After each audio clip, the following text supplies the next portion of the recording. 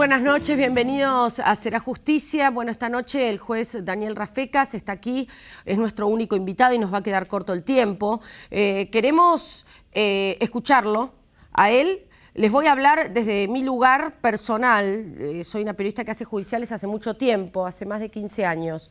Y estaba pensando hoy que estaba repasando no solamente los dos pronunciamientos sobre el tema AMIA y la acusación de encubrimiento al anterior gobierno, algunos funcionarios, incluido Cristina Fernández de Kirchner, del juez Rafecas, sino también estaba leyendo la solicitada que firmaron colegas, periodistas, empresarios y intelectuales, referentes, como la solicitada a favor.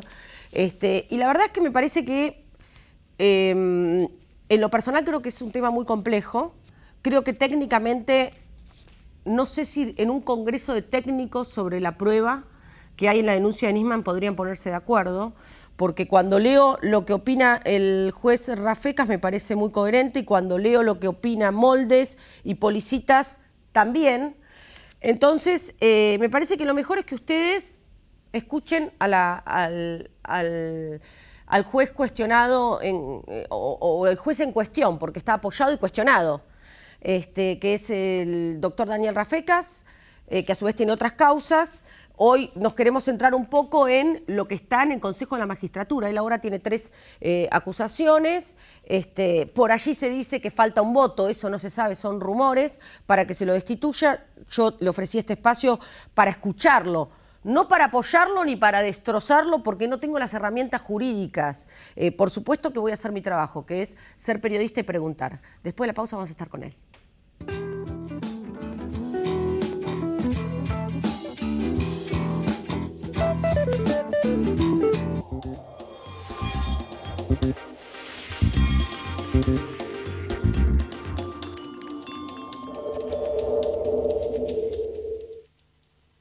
Llegó Más Simple, la herramienta para que los más grandes disfruten de la tecnología. Conseguirla llamando al 147 o ingresando en la web que está en pantalla. Buenos Aires Ciudad. Vamos, Buenos Aires. La excelencia del Centro Médico Montserrat, ahora en Quilmes. Tecnología de última generación y el más completo plantel profesional al servicio de su salud. Centro Médico Montserrat. Atención integral con nivel de excelencia.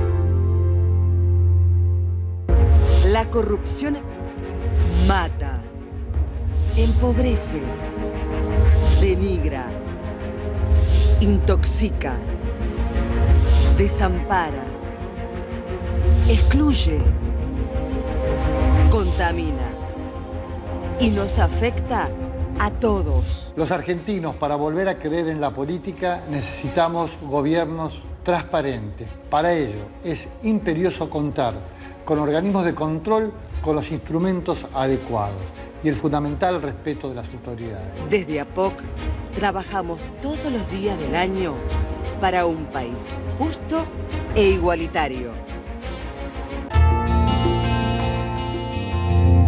Centro Odontológico La Piedad. Las principales especialidades con el más alto nivel de atención profesional. Centro Odontológico La Piedad. Atención de excelencia para la solución de su problemática bucodental.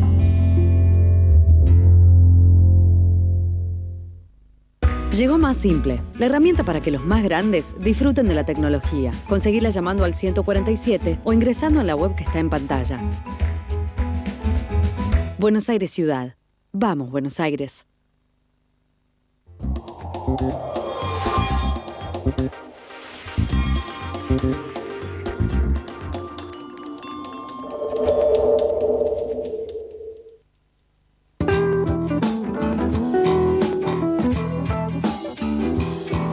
¿Cómo le va, doctor?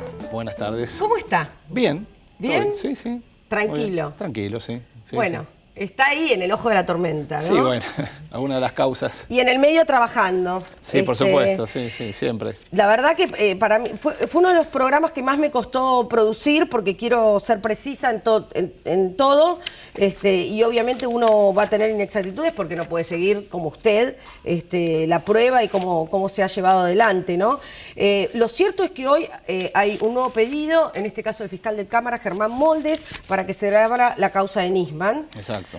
Se apoya básicamente en lo que dice Policitas, pero dice que una resolución judicial impida realizar la instrucción de un proceso penal cuando hay elementos que indican la necesidad de hacerla, agravió a los representantes de los intereses de la comunidad, ¿no? Esto es un poco, digamos, corresponde investigar porque la denuncia trae elementos de valía que indican esa necesidad. Sí. Y el año pasado lo que había dicho Moldes, cuando también apeló la primera desestimación que usted había hecho, dijo, es necesario investigar hasta desentrañar el acontecimiento denunciado, pero un juez presuroso, o sea, apurado por usted, enervó el derrotero procesal y llegó a la fatal conclusión, sin mediar materialización de la prueba, que había ausencia de delito, que es lo que usted sostiene y vuelve a sostener. Exacto, sí. Bueno, sí, está muy bien, exactamente. Esa es más o menos la postura del Ministerio Público. Del fiscal tanto el fiscal general de Policita como el fiscal de Cámara Moldes.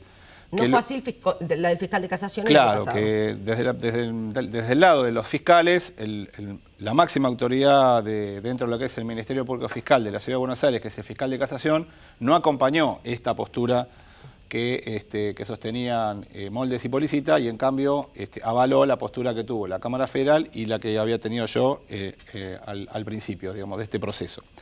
Ahora, empecemos por la cuestión formal de esto de que yo habría actuado de modo presuroso o en tiempo récord, ¿no? Y hay sin mucha materialización de la prueba, que esto yo lo escuché en muchos lados, ¿no? Como diciendo, no se metió a buscar la prueba, no se puso a escuchar todas las escuchas que había aportado Nisman en esa denuncia. Bueno, por eso, ahí hay dos cuestiones que me gustaría aclarar, Lorena, que son las siguientes. En primer lugar, un juez no puede demorar, por ejemplo, 5 días o 1 mes o 6 meses en resolver una cuestión que tiene que resolver. Yo me tengo que guiar, igual que el fiscal Policita, por lo que establece el Código de Procedimientos. En este tipo de situaciones, cuando se presenta una denuncia o un escrito con el cual se pretende abrir una causa, tanto el fiscal como el juez tenemos plazos. En este caso son 3 días hábiles. Cuando le tocó dictaminar al fiscal, yo le corrí vista al fiscal para que haga el requerimiento de instrucción, Policita, demoró 5 días hábiles. En 5 días hábiles hizo el requerimiento de instrucción y de la gran cantidad de cuestiones que había en la denuncia originaria de Nisman, Policita se quedó y requirió específicamente por 2 hechos solamente, que es lo que a mí me traslada para que yo evalúe. Lo primero era la cuestión de la supuesta conformación de la Comisión por la Verdad en el marco del pacto con Irán, que iba a ser algo que iba a realizarse en el futuro. Sí, que usted cuando dice no hay delito, no hay comisión alguna, no tengo que investigar, no hay conformación del delito. Para que se llegue a la Comisión por la Verdad, a la conformación de la Comisión por la Verdad, primero tenía que haber entrado en vigor el tratado. El tratado nunca entró en vigor porque Irán nunca ratificó el tratado, no hubo intercambio de cartas reversales y por lo tanto primero tenía que haber entrado en vigor el tratado, luego tenía que haberse intercambiado las cartas, luego tenía que haberse conformado la Comisión por la Verdad, y en el marco de una Comisión por la Verdad en el futuro supuestamente podía comenzar el tránsito hacia un supuesto encubrimiento. Digamos, con esta construcción es imposible iniciar un caso penal, porque no se puede abrir un caso penal por algo que eventualmente puede suceder en el futuro y dependiendo de un montón de circunstancias. En eso estamos muy acostumbrados, la Corte Suprema suele hacer eso, cuando agarra una causa que cuando hay inexistencia de delito ya directamente ni siquiera profundiza la causa y dice esta técnica rechaza técnicamente. Y sí, no corresponde, no corresponde. Claro, no sé cómo sería en primera instancia si usted le podría haber pedido más prueba a Policita o si él solamente se basó en dos elementos y usted tuvo que pronunciarse sobre esos 2 elementos. Todos los elementos que había en el caso estaban presentados. De hecho, pasaron 1 año y medio desde aquella primera presentación y nunca más se volvió a presentar ninguna prueba de cargo relevante para analizar la cuestión. O sea, todo estaba presentado con la denuncia de Nisman. Porque tenemos que recordar que la denuncia de Nisman vino acompañada de 300 conversaciones que fueron las que ellos recopilaron y entendieron que podía tener alguna relevancia. y acá también hay que hacer la aclaración, con respecto a las escuchas, Sí. yo no tenía ni el fiscal Policita ni yo teníamos la obligación de escuchar los miles y miles de cassettes que se habrán De grabado audios, sí. durante años a los personajes que estaban ahí alrededor de la acusación.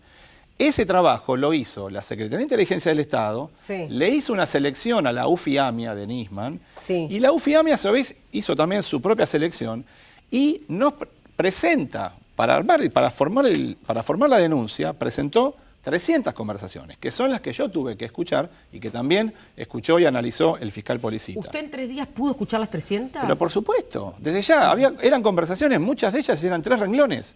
Y otras Claro, eran usted 10 vio todas renglones. las grabaciones. ¿Sabe por qué se lo estaban pregunto? impresas también. Es Claro. decir, estaban las grabaciones que también las escuchamos y además las teníamos Estaban todas impresas en impresas. carpetas y es lo que nosotros, Es tanto el fiscal importante que usted me lo aclare Policita... porque yo creía que no las había escuchado. Sí, claro, por supuesto. Yo creía que había escuchado algunas, por ejemplo, la que usted se refirió, la de Luis No, de Elías no. con Esteche Claro. y Yusuf Khalil, donde se habla del pacto con Irán. Sí, claro, sí, sí. O sea, usted escuchó todas. Todas, todas, ¿Y qué pasó absolutamente. con todas esas escuchas que usted leyó? ¿No vio? Lo que yo entiendo y está puesta en la resolución de sí. desestimación es que las escuchas, como evaluación general, lejos de constituir prueba de cargo a favor de la denuncia, constituye prueba de descargo. Es decir, las conversaciones que hay entre todos estos personajes, Yusuf Khalil, Delia, Sí. Esteche, etcétera, lejos de complicar o comprometer a la Cancillería a cargo de Timerman o eventualmente al gobierno Sí. la favorecen. Porque ¿Por qué? había, lo que surge de las escuchas es que algunos de estos personajes efectivamente pugnaban por los intereses iraníes y se topaban y se encontraban con una pared que era la posición infranqueable de la Cancillería argentina, que no cedía a la consigna de que para hacer cualquier cuestión con Irán había que tenían que firmar el pacto con Irán y avanzar en destrabar entonces la situación de la causa AMIA, que fue la postura, digamos, acertada o no, pero fue la postura de la Cancillería. Y por otra parte también, de las conversaciones mismas surgen momentos en los cuales los propios interlocutores saben que están siendo grabados. Claro. Y entonces dicen, bueno, a ver, CIA, la CIDE, estoy hablando con mi amigo Yusuf Khalil. Es decir, no tiene, de las escuchas no surge ninguna cuestión que pueda llevar agua para el molino de la denuncia.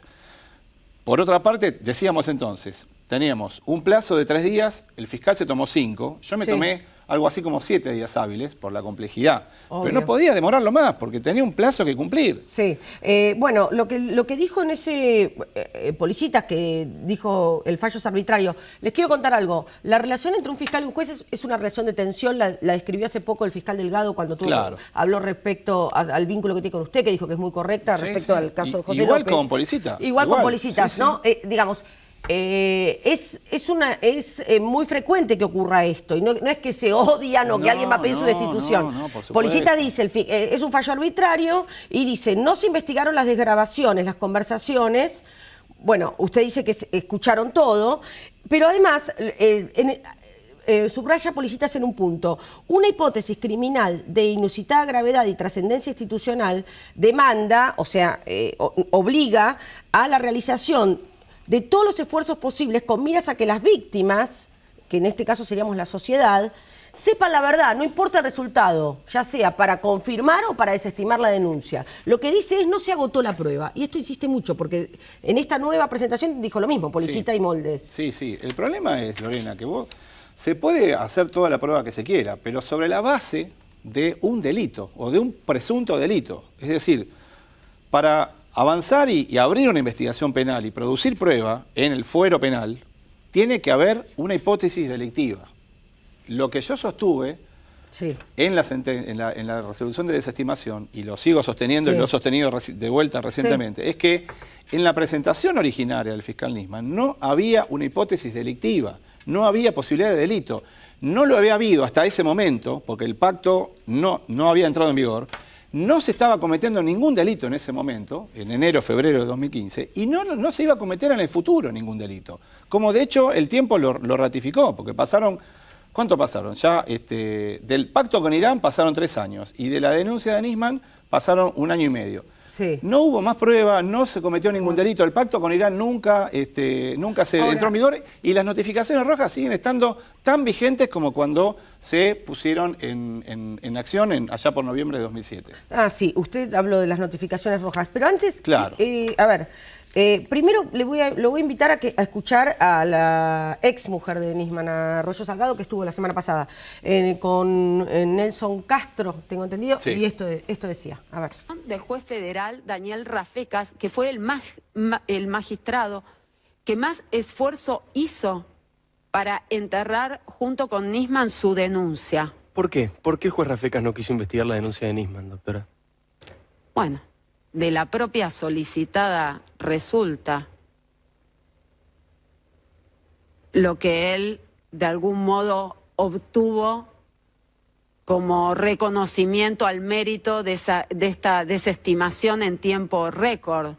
El 7 de mayo del año 2015, el Consejo de la Magistratura, por decisión unánime, cierra todos los pedidos de juicio político que tenían el doctor Ollarvide y el doctor Rafecas.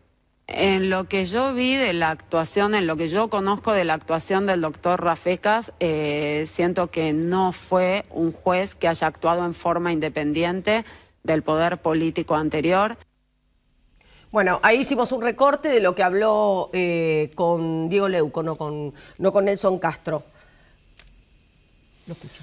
Bueno, yo desmiento categóricamente que lo que yo resolví en esa causa y en cualquier otra causa que tuve en los 12 años de juzgado federal lo haya sido bajo presión o a cambio de algo, pasado, presente o futuro. Es decir, si nos vamos a manejar para ver qué resolvió, en este caso, el Juzgado Federal 3, a partir de las denuncias que hay en el Consejo de la Magistratura, yo desde que asumí en el cargo he sido denunciado por militares que detuve en la causa Primer Cuerpo de Ejército. He sido denunciado por De la Rúa y ex senadores en la causa de los sobornos en el Senado. Sí. He sido denunciado por narcotraficantes. He sido denunciado por vudú en forma pública y por un sector del Frente para la Victoria que me persiguió durante 2 años. Claro, el juicio político era... Perdóname, Lorena, no, que lo que quiero aclarar. No? Dígame. Digamos, siempre he estado... estos cargos son muy complejos desde ese punto de vista y siempre hay denuncias y presiones para que avancen las denuncias en el Consejo de la Magistratura. En mi caso, digamos que yo creo que siempre me he manejado con apego a la ley y al derecho y a lo que corresponde conforme a lo que establece el Código de Procedimiento de la Constitución.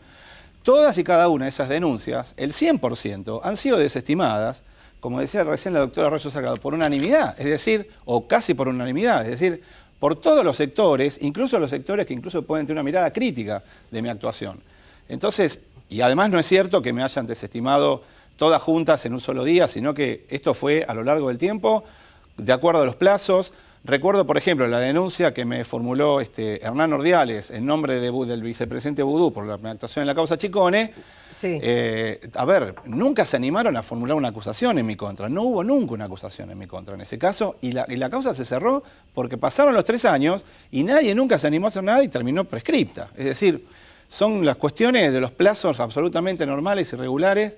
Y yo reitero que en este caso, y por eso también quería estar con vos hoy en este programa, sí, para explicar los fundamentos jurídicos, que es lo que yo puedo hacer, digamos, mi defensa solamente puede ser en términos jurídicos de lo que yo resolví, que creo que además, Lorena, tanto la resolución que yo firmé en febrero de 2015 como la resolución que firmé hace un mes a partir del pedido de reapertura, creo que son lo suficientemente claros, transparentes y que pueden ser leídos por cualquier ciudadano, no están escritos en un tono o en una terminología que solamente sea privativa para los abogados. Cualquiera puede leerla y creo que están bastante claros los argumentos. A mí lo que me pasó leyendo todo esto, ¿no?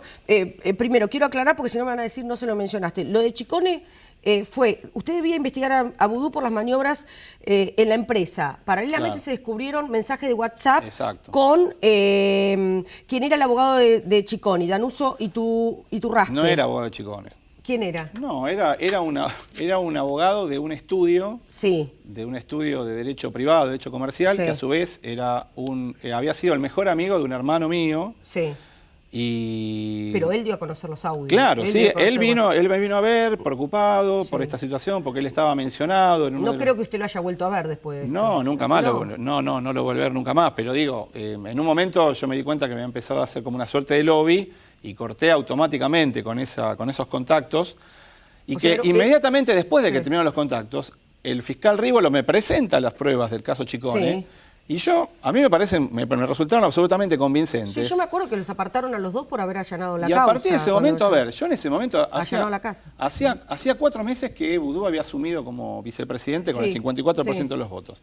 En marzo de 2012 yo dispuse el allanamiento del Ministerio de Economía, de la planta Chicone, de las oficinas de Van den Broele, de otros domicilios, y finalmente el famoso allanamiento del domicilio del vicepresidente. Y entonces a partir de ahí se genera toda esta operación en mi contra.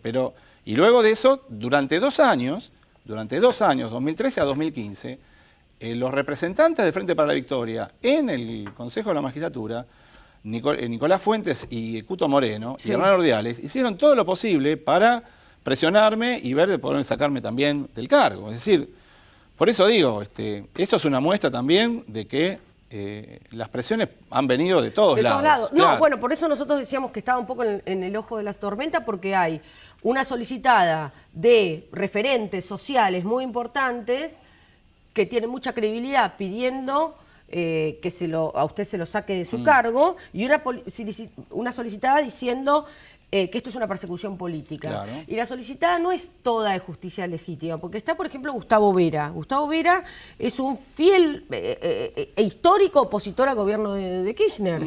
Es una persona ligada al Papa y que calculo que habrá tenido algo que ver en esta convocatoria que usted recibió en el día de ayer. Sí, porque incluso... Sí. Claro, pero digamos bien, en el sentido de que Gustavo Vera es una persona que habla con todos los periodistas, que habla con todos los medios. El Papa seguramente le ha preguntado cómo veía esta situación. Y habrá tenido la inquietud de conocerlo, me imagino. Déjame agregar que también lo que es más importante para mí es que las adhesiones que yo recibí en los días posteriores, se solidarizaron con mi situación todos los organismos de derechos humanos, sin excepción, desde Abuelas de Plaza de Mayo hasta la Asamblea Permanente por los Derechos Humanos o el CERPAG de Pérez Esquivel, es decir... Que también eran críticos a Cristina, digamos. Sí, claro. No, lo quiero aclarar porque si no uno va a decir ahí, bueno, claro, pero todos los derechos humanos estaban con el gobierno anterior y con justicia legítima. Sí, ¿no? o políticos como Alberto Fernández o Felipe Solá, digamos, ¿no? Es decir, las adhesiones han venido de todos los ámbitos, académicos, de colegas, por supuesto. Bueno, pero por ejemplo, la Asociación de Magistrados, ¿usted no siente que le sacaron fueron muy duros? El juez Recondo lo que dijo fue que él creía que usted había incurrido en un error, no sé si lo leyó. Bueno, sí, está en su derecho. Pero es a título personal. A título personal. A título personal, por supuesto, a título personal. Bueno, la asociación no va a apoyarlo, pero a su vez tampoco le parece correcto, obviamente, que a usted lo destituyan por una solicitada, digamos, o que alguien sea permeable a la presión de una solicitada, ¿no? En este sentido, incluso hasta la propia Patricia Bullrich dijo que ella no le parecía ni bien ni mal, pero que no tenían que darse estas cosas porque no son un gobierno que va supuestamente, según Patricia Bullrich, que le va a parecer que un juez está bien o está mal de acuerdo a qué referentes sociales están opinando, ¿no? Sí, por supuesto. Esto, digamos, tiene que correr por los carriles institucionales que están previstos en el modelo republicano. En este caso es el Consejo de la Magistratura el que tiene que intervenir. A mí me pareció muy lúcido lo que dijo Federico Pinedo. En ese sentido, Pinedo también se pronunció. Bueno, si ellos consideran que yo he actuado en desapego a las leyes, que se presenten en el Consejo de la Magistratura y esto lo va a evaluar el organismo que se tiene que encargar de esta situación. Bueno, usted borrón y cuenta nueva se hizo el año pasado con pruebas que, digamos, se fueron desestimando y ahora tiene que enfrentar 3 acusaciones. Sí, una es con relación... Dos son por el tema... Claro, 2 con relación al tema Nisman y la otra con relación al caso López, que también es una cosa muy, muy llamativa porque es una diputada nacional, creo que del radicalismo, que unos días después de la detención de López fue al Consejo, hizo una denuncia de una página diciendo que yo en 8 años no había hecho nada en el expediente, sin haber ido a consultar el expediente. La verdad que me parece poco serio. Digamos, si hubiera ido a consultar el expediente, y ahora el expediente sí que lo tienen en copia en el Consejo de la Magistratura, hubieran advertido que había 23 cuerpos de actuaciones respecto de la investigación que llevamos con el fiscal Delgado en ese caso, que tenemos monitoreados todos, absolutamente todos los aspectos de la vida económica y financiera de López, y que la única manera en la que López podía disponer de dinero mal habido era la manera en la que lo tenía, escondido en la casa sin decirle a nadie, y que terminó fatalmente de la manera en la que terminó. En su momento nosotros cuando hablamos con Delgado, él lo que dijo es que raramente se hubiera podido probar, digamos, el delito que ustedes investigan si él no aparecía con la plata. Sí, era como claro, muy porque difícil. una investigación por enriquecimiento ilícito siempre transita como punto de partida por los carriles de las declaraciones juradas, a partir de la información de las declaraciones juradas del funcionario en la Oficina Anticorrupción y en la AFIP. Nosotros teníamos toda esta información. Está bien, en el periodo por el cual yo podía actuar, que era de 2003 a 2008, porque esto también hay que decirlo. El periodo que yo tenía de investigación era este. Luego se amplió a partir de la aparición de López con el dinero. Pero, reitero, Lorena, en esas 23 cuerpos de actuaciones se muestra que no hubo un solo mes a lo largo de esos años en donde no haya habido impulso en la investigación. Nosotros ampliamos la investigación al grupo familiar, intentamos también o procuramos investigar los bienes de López en el exterior. Hicimos todo lo posible, desde lo que puede ser una investigación por enriquecimiento ilícito respecto a este caso, y nunca, aparte, la cerramos, por supuesto. Siempre estuvimos investigándolo. Me queda un minuto. Le quería preguntar cómo se siente usted, porque usted es una persona de bajo perfil. Sí. Y ahora está en el medio de acusaciones técnicas, y lo voy a poner entre comillas porque me parece que la mayoría de los que estamos hablando no sabemos, y políticas. Hay mucha ideología, que es lo que no debe haber, ni alrededor del periodismo ni alrededor de la justicia. ¿Cómo se siente usted? Y bueno, a mí me supera un poco toda esta situación que ha ocurrido. Me resulta un tanto incomprensible, porque, digamos, partamos de la base de que, en mi caso como juez, técnicamente yo intervine en este caso en febrero del año pasado. Sí. Y resulta que estamos a 1 año y medio de aquello y estamos en el medio de esta situación que realmente a mí me supera, digamos, en cuanto a los intentos por reapertura, las solicitadas, las invectivas, las acusaciones, las denuncias en el Consejo. Realmente me supera. Yo lo único que puedo decir como magistrado es explicar, digamos, a la opinión pública lo que resolví técnicamente en las causas. Luego, todas las especulaciones que se puedan hacer alrededor de lo que se pudo haber resuelto como juez, correrá por cuenta de cada uno, digamos. Pero en mi caso como magistrado yo no puedo salirme del marco de la actuación técnica que yo tuve en la causa. ¿Usted es amigo del Papa? No, nunca lo vi en mi vida, no lo conozco. Lo va a conocer ahora, Esperemos tener la oportunidad. Gracias, doctor. No, Muchas gracias. Favor, al contrario. Gracias a ustedes por haber estado esta noche aquí en Será Justicia. El próximo martes los espero.